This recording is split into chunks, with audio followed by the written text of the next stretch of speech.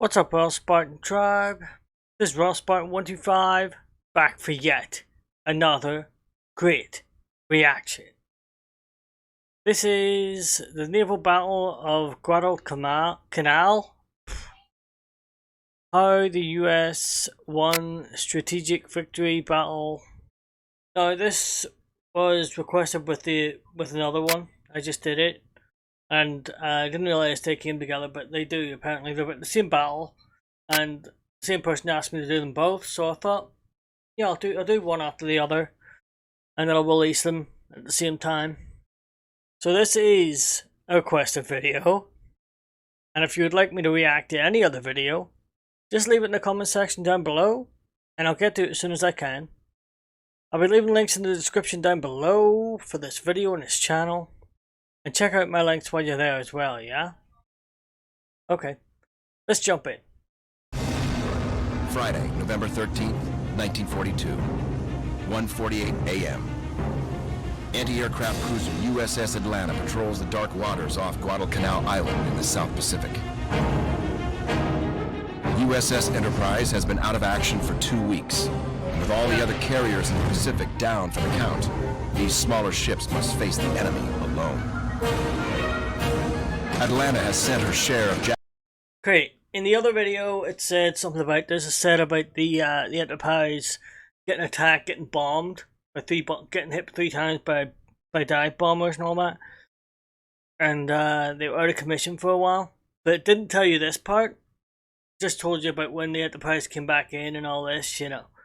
But it's nice to see this is what happened in between that, yeah? Atlanta has sent her share of Japanese planes to the hunting grounds of hell.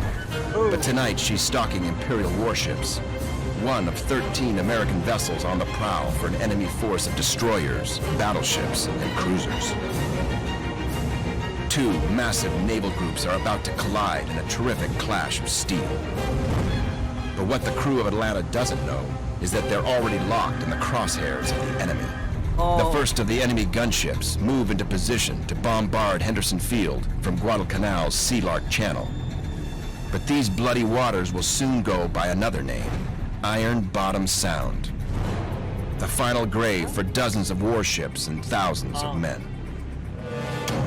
In the pre-dawn darkness, the enemy ships run right into the guns of USS Atlanta and the American surface fleet patrolling the waters off Guadalcanal. Like battling pirate ships, the 2 sides pound each other from close range, and the cruiser Atlanta is caught in a firestorm. Steel lightning explodes as shells and giant orange tracers fire into the night. Japanese and American gunships crucify each other with savage volleys of shot and shell in Guadalcanal's Iron Bottom Sound. Hit by the direct fire from more than 6 American ships, the destroyer Akatsuki blows up.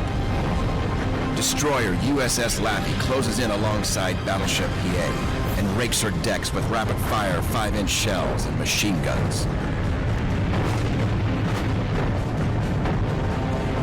From the island, U.S. Marines watch the epic battle unfold. It goes on for hours. One of the surviving American naval officers described this particular action as a barroom brawl after the lights had been shot out, and that's exactly what it was. Tell you what, could you imagine standing on the shore, watching this going on? Oh, talk about a fireworks show? God. And for the people on the ships, it must be terrifying. You know what I mean? Oh, thousands of people lost their lives that day, or that night, alone. Whew, just that one battle. That's nuts. Surviving American naval officers described this particular action as a barroom brawl after the lights had been shot out, and that's exactly what it was. Dawn reveals the scene of an apocalypse. The waters off Guadalcanal are coated in oil, debris, and human remains. Hundreds of sailors, including 2 American admirals, have been slaughtered in one of the grittiest naval gun battles of the war. Throughout the morning, a sea tug navigates the bloody waters, rescuing American sailors. Most Japanese survivors are killed. Yeah. Among the casualties of November 13th is cruiser USS As you would Juno. expect. Lost when the ship sunk are all 5 Sullivan brothers of Waterloo, Iowa. As a result of the loss of the 5 Sullivan brothers on the USS Juno, the Navy implemented a sole survivor policy, meaning that the sole surviving son of a family would be reassigned to non-hazardous duty. What does this remind you of? Saving Private Ryan, right? That's the movie was based on this. The survivor thing, you know. He was the last son of a family and he was be brought out of the fight, you know? Wow. Yeah, I mean, I knew it was based on a real thing, you know what I mean? I knew it was based on one of those, like, military laws that was created because of something. Like there's some kind of tragedy. But yeah, that's 5 brothers. Lost 5 sons. Could you imagine that? Like, losing one son. One child would be bad enough. But losing all 5? Oh. Oh. Yeah. Oh my.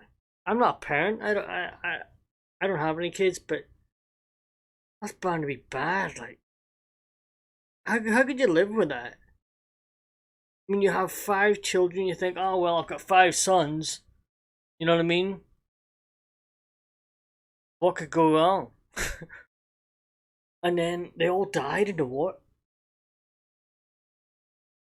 Oh, that's terrible. That's absolutely terrible. My heart goes out to their family. I mean, I know that was, you know, that was almost 90 years ago, probably not. You know what I mean? No, wait. 80 years or something? 80 years ago or something like that there. But that's... Oh. Even just hearing about it? A sole survivor policy, meaning that the sole surviving son of a family would be reassigned to non-hazardous duty. The thought being that if he continued to serve in hazardous duty, they didn't want a family that lost all of its sons in combat. So the result was sole survivors would be reassigned and would not be in harm's way. The long morning of November 13th is one of the darkest periods in the history of the U.S. Navy. The grim tally. Cruisers Atlanta and Juno are gone. USS Laffey and 4 destroyers are wiped out.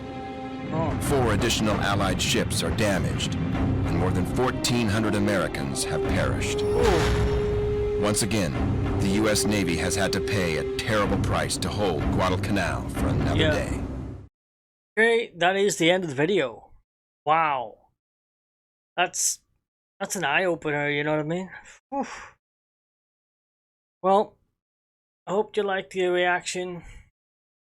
And until next time, I am out of here.